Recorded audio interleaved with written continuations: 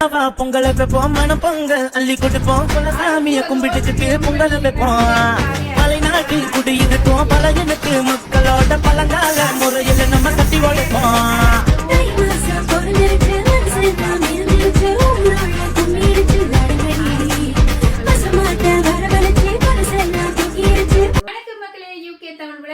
நீங்க எல்லாரும் சூப்பரா இருப்பீங்க நம்புறேன். சோ நானும் வந்து நல்ல சூப்பராக இருக்கிறேன்.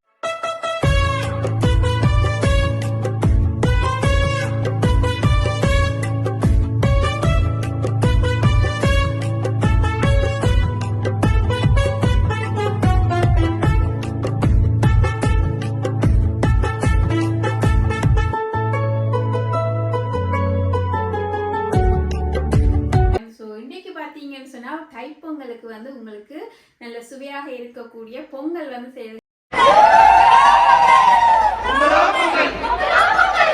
காட்ட போறேன். நான் செய்யும் பொழுது உங்களுக்கு என்னென்ன பொருட்கள் தேவைன்னு சொல்லிக் கொள்றேன். இந்த பொங்கல் பாத்தீங்க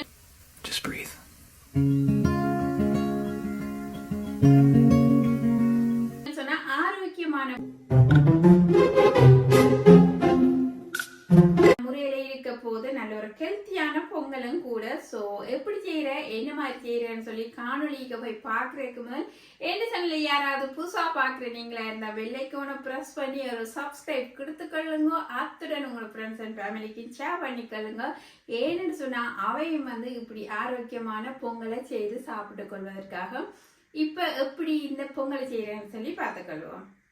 பொங்கலை வைப்போம் மலைநாட்டில் குடியிருப்போம் பல இனத்து மக்களோட பழங்கால முறையில நம்ம சட்டி உடைப்போம்.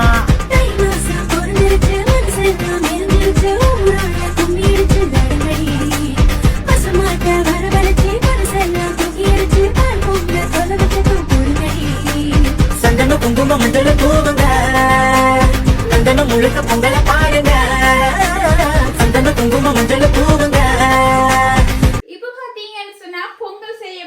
நான் இந்த பேன்ல தான் செய்ய போறேன். உங்களுக்கு சாம்பிள் தான் செய்து காட்ட போறேன். சோ இப்போ வந்து அடுப்பு ஆன் பண்ணிட்டு தண்ணி வந்து விட்டு கொள்றேன்.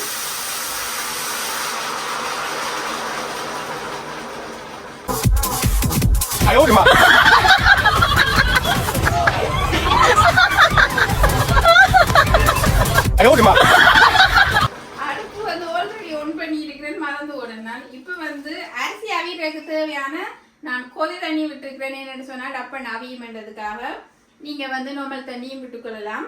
தண்ணி கொதிச்சு கொண்டு இருக்கிற சமயத்துல இந்த அரிசி இதுல வந்து 200 கிராம் அரிசி இருக்கு. இது பாத்தீங்கன்னு சொன்னா அதாவது தவிடு எடுக்காத அரிசியில தான் நான் இந்த பொங்கலை செய்ய போறேன். ஏன்னு சொன்னா ஸ்ரீலங்கன் ஆக்கள் வந்து சிவப்பு பச்சை அரிசியில தான் நாங்கள் பொங்கல் செய்து கொள்வோம். வெள்ளை அரிசியில நாங்க பொங்கல் செய்யறது இல்லை. ஸோ அதனாலதான் சொல்லிக்கொள்றேன். அதே மாதிரி அதாவது இந்த தவிடு எடுக்கப்பட்ட அரிசியிலையும் செய்யறது இல்லைன்னு சொன்னா இப்படியான அரிசியிலையும் செய்து கொள்றது. இப்படியான அரிசியில பொங்கல் செய்தீங்கன்னு சொன்னா நல்ல ஒரு ஹெல்த்தியானதும் கூட. தவிட்டு தன்மை எல்லாம் வந்து சேர்ந்துடுங்கிற உடம்புல. ஸோ அதனால நானும் வந்து 200 கிராம் எடுத்திருக்கிறேன். இல்லையான்னு சொன்னா இந்த கப்பால 1 கப்பு எடுத்துக்கொள்றேன்.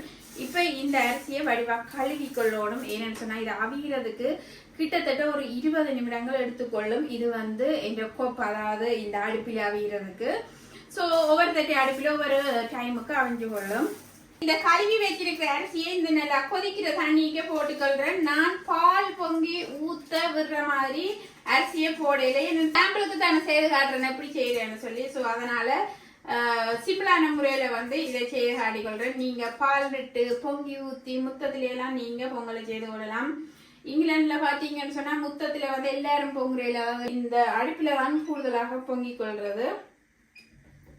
சோ இப்படி வந்து இந்த அடுப்பில தான் பொதுவாக வந்து பொங்கிக் கொள்றது. சோ இப்ப அரிசியை போட்டு நான் அவிச்சு கொள்ள போறேன். முதல்ல பயறு போட்டு அவிக்கிறேல கொஞ்சம் அரிசி அவிஞ்சு வரும் பொழுதுதான் பயரை போட்டு அவிச்சு கொள்ள போறேன்.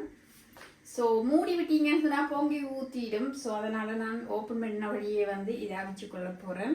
இப்ப வந்து இந்த கருப்பட்டி தான் நான் போட்டுக்கொள்ள போறேன் இந்த பொங்கலுக்கு. ஸோ பாத்தீங்கன்னு சொன்னா அப்படி வாழை இலையில சுத்தி வரும். இது வந்து கிட்டல் கருப்பட்டியும் சொல்லிக் கொள்றது.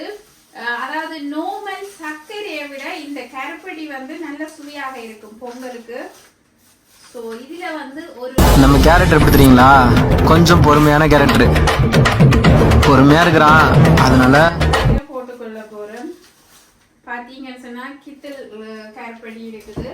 கருப்பட்டியே பாத்தீங்கன்னு சொன்னா இப்படி கிரேப் பண்ணி எடுத்துக்கொள்ள போறேன்.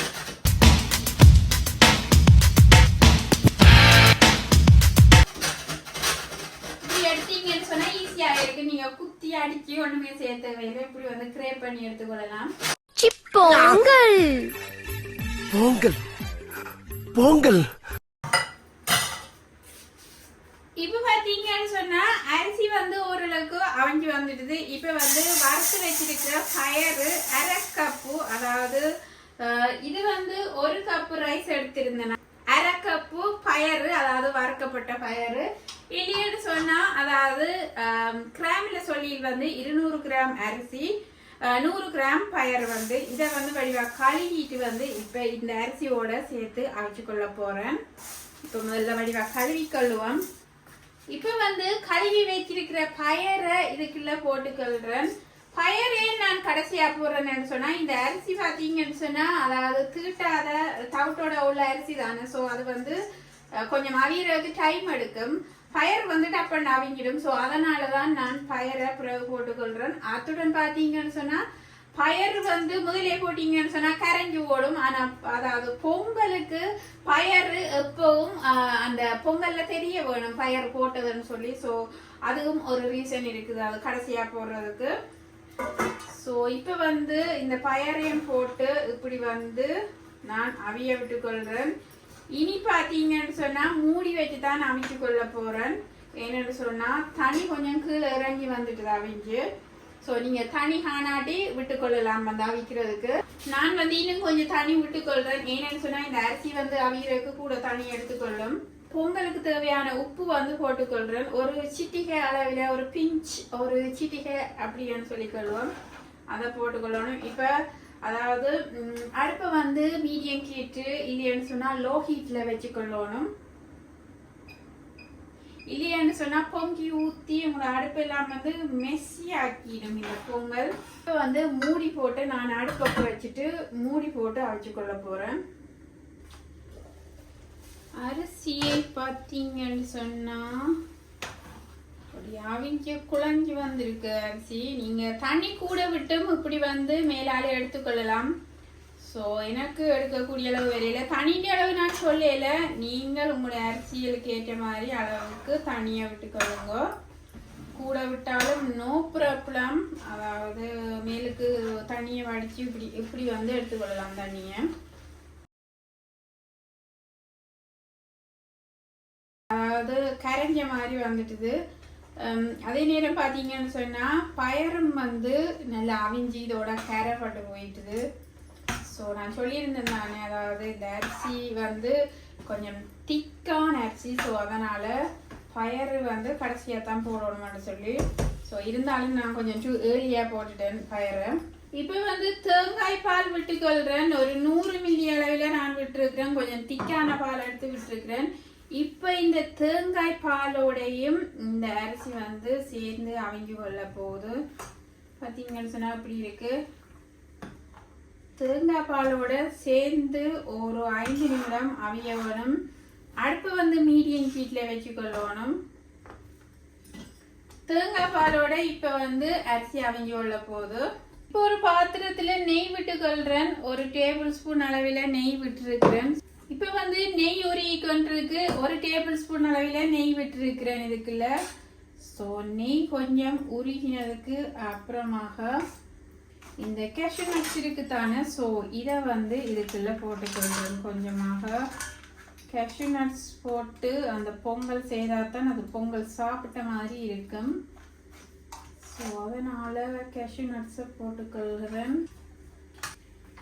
இப்ப வந்து அதாவது கருப்பட்டி வந்து இப்படி துருவி வச்சிருக்கிறேன் இதுல கிரேப் பண்ணி. ஸோ இப்ப இந்த பொங்கலுக்குள்ள வந்து இந்த கருப்பட்டியை போட போறேன். இது வந்து மண்ணுகள் எதுவும் இல்லாத கருப்பட்டி தான். ஸோ அதனால நான் ஒன்றும் கிளீன் பண்ண தேவையில்லைன்னு சொன்னா நெருகளுமே வேண்ட கருப்பட்டி. ஸோ அதனால எனக்கு தெரியும் அந்த கருப்பட்டியில மண் எதுவும் இல்லைன்னு. நீங்க மண் இருந்தா ஒருக்கா வந்து அப்படி காய்ச்சி வடிச்சு எடுத்துட்டு போட்டுக்கொள்ளலாம். இப்போ இந்த பொங்கலுக்குள்ள வந்து இந்த கருப்பட்டியே போட்டுக்கொள்கிறேன். போட்டுட்டு வடிவா வந்து மிக்ஸ் பண்ணிக்கலாம். கருப்பட்டியும் போட்டு வடிவா மூடி வச்சிருக்கிறேன். இப்போ வந்து கொஞ்சம் வந்து அடுப்பை ஹை ஹீட்ல விட்டுக்கொள்கிறேன். கொஞ்சம் அடுப்பை வந்து கூட்டி விட்டுக்கொள்கிறேன். முந்திரி வத்தல் அதாவது 2-3 விதத்துல இருக்கு. அதோட வந்து கேன்பரி இருக்குது. ஸோ அதுவும் வந்து வத்தல் இருக்குது. ஸோ அதுவும் போட்டுக்கொள்கிறேன். ஸோ நீங்க முந்திரி வத்தல் தான் தனியாக இருக்குன்னு சொன்னா அதை போட்டுக்கொள்ளலாம். ஸோ இப்போ அதையும் போட்டு நல்லா வந்து இப்படி நல்லா மேலுக்கு உப்பி வரும். அது இப்போ பார்த்தீங்கன்னு சொன்னால் கேஷ்யூ நட்ஸு இந்த முந்திரி வத்தல் எல்லாம் பொரிஞ்சு நல்லா மேலுக்கு வந்து பொங்கி உப்பி வந்துடுது பார்த்தீங்கன்னு சொன்னால். இப்போ வந்து அடுப்பை டேர்ன் ஆஃப் பண்ணிக்கொள்கிறேன். இப்போ இந்த பொங்கலை ஓப்பன் பண்ணி பார்த்துக்கலாம். இந்த பொங்கல் பார்த்தீங்கன்னு சொன்னால் போக போக உருகி கொண்டிருக்கும். ஏன்னு சொன்னால் அதாவது சிவப்பு பச்சை அரிசி தானே, அது போக போக நல்லா வந்து அந்த திக்கா வந்து கொண்டிருக்கும். ஸோ அதனால இப்படி தனியா இருக்குன்னு சொல்லி யோசிச்சு கொள்ளாதீங்க. கொஞ்ச நேரத்தால இறுகி வந்துடும் அந்த பொங்கல். வந்து ஏலக்காய் பவுடர் வச்சிருக்கிறேன். ஸோ அதை வந்து போட்டுக்கொள்றேன். வாசத்துக்காக போட்டுக்கொள்றது ஏலக்காய் பவுடர். சொன்னா பிஸ்தாசியோ வச்சிருக்கிறேன். ஸோ இதுவும் வந்து போட்டுக்கொள்கிறேன். அத்துடன் பார்த்தீங்கன்னு சொன்னால் ஸ்பெஷலாகவும் நல்ல இரும்பு சத்துள்ள பேரிச்சம்பழம் போட்டுக்கொள்கிறேன். ஸோ பேரிச்சம்பழம் போட்டு பொங்கல் செய்யக்க நல்ல சுவையாக இருக்கும். பார்த்தீங்கன்னு சொன்னால் வாழைப்பழம் வந்து காய்ந்த வாழைப்பழம் இருக்குது. காய் இல்லை, பழுத்த வாழைப்பழம் காய்ந்து இருக்குது. ஸோ இது வந்து அப்படியே வந்து சிப்ஸாகவும் சாப்பிட்டு கொள்ளலாம். ஆனால் இது வந்து பழம். ஸோ அதுவும் வந்து இதுக்குள்ளே போட்டுக்கொள்கிறேன். ஸோ எல்லாத்தையும் இப்படி கொட்டிக்கொள்வோம். பார்த்தீங்கன்னு சொன்னால் பொங்கல் வந்து இறுகி கொண்டு வருது. பார்த்து கொண்டிருக்கு அப்படியே இறுகும். ஏன்னு சொன்னால் அந்த அரிசி அப்படியான அரிசி. இப்போ வந்து இந்த பொரிச்சு வச்சிருக்கிற இந்த முந்திரியையும் போட்டுக்கொள்வோம்.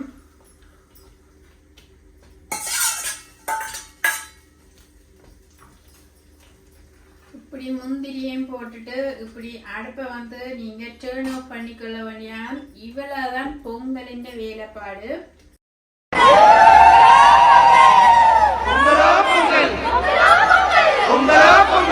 பொங்கல் பார்த்தீங்கன்னு சொன்னா சூப்பராக வந்திருக்குது. ஸோ நல்ல ஹெல்த்தியான முறையில் வந்து பொங்கலுக்கு எது காட்டியிருக்கிறேன். அதாவது வந்து பேரிச்சம்பழம் போட்டு, பேரிச்சம்பழத்தில் பார்த்தீங்கன்னு சொன்னால் இரும்பு சத்து இருக்குது. ஸோ இதெல்லாம் போட்டு இந்த பொங்கல் செய்யக்க நல்ல ஒரு சுவையாக இருக்கும்.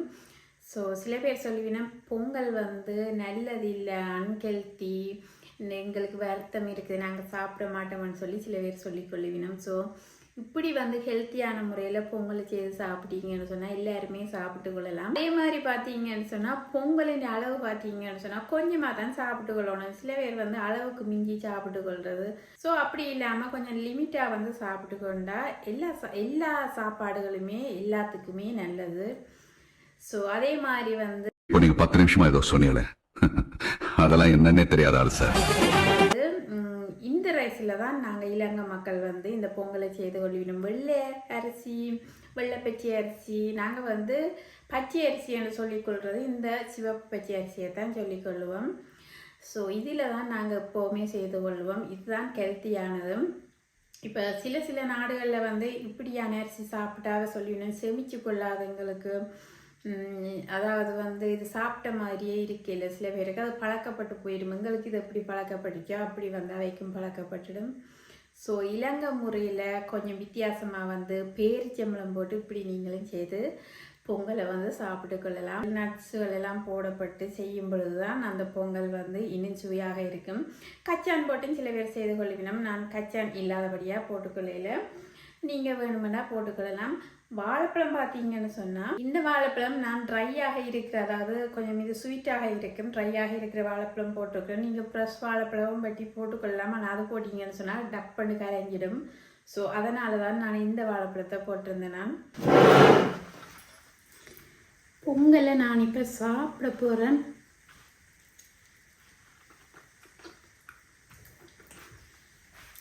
பொங்கலுக்கு சுகர் போடுறது இல்லை, அதிலே உள்ள கருப்பட்டியிலே உள்ள சுகரே போதுமானது. அத்துடன்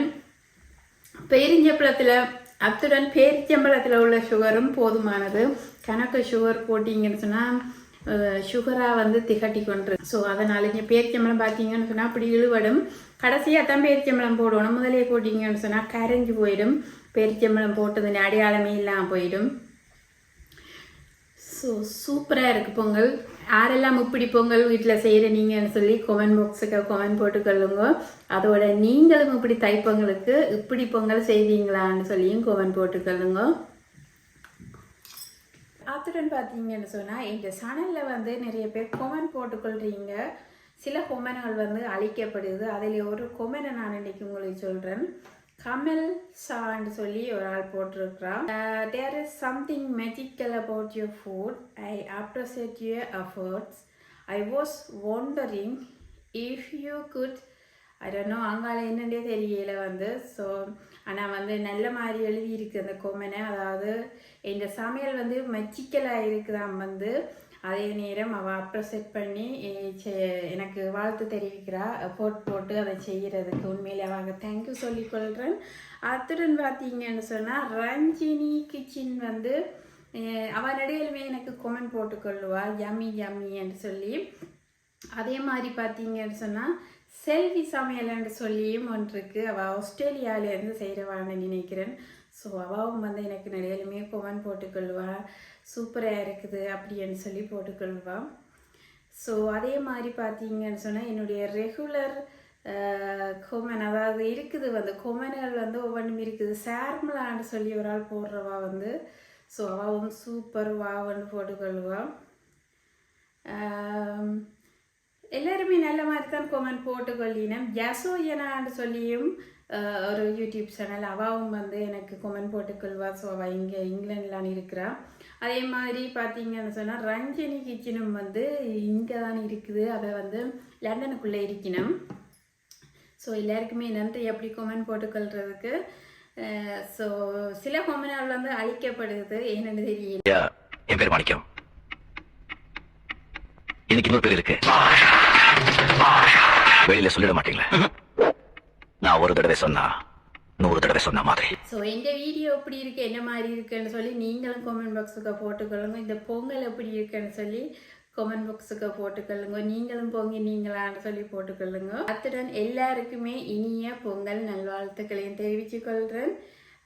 நீங்களும் வந்து பொங்கி உங்களோட வாழ்க்கையும் பொங்கி சூப்பராக இருக்கணும்னு சொல்லி வேண்டிக்கொள்கிறேன். ஸோ இன்னும் ஒரு சூப்பரான ரெசிபியோட சந்திக்கிறதுக்கு முதல்ல இந்த சேனல் யாராவது புதுசாக பார்க்குற நீங்களே இருந்தால் பெல் ஐக்கானை ப்ரெஸ் பண்ணி ஒரு சப்ஸ்கிரைப் கொடுத்துக்கொள்ளுங்க. அத்துடன் வந்து உங்களோட ஃப்ரெண்ட்ஸ் அண்ட் ஃபேமிலிக்கு ஷேர் பண்ணிக்கொள்ளுங்க. அவையும் வந்து இப்படியான ரெசிபியை செய்து சாப்பிட்டு கொள்வதற்காக. ஸோ இன்னும் ஒரு சூப்பரான ரெசிபியோட நான் உங்களை சந்திக்கிறேன். நன்றி, வணக்கம், பாய்.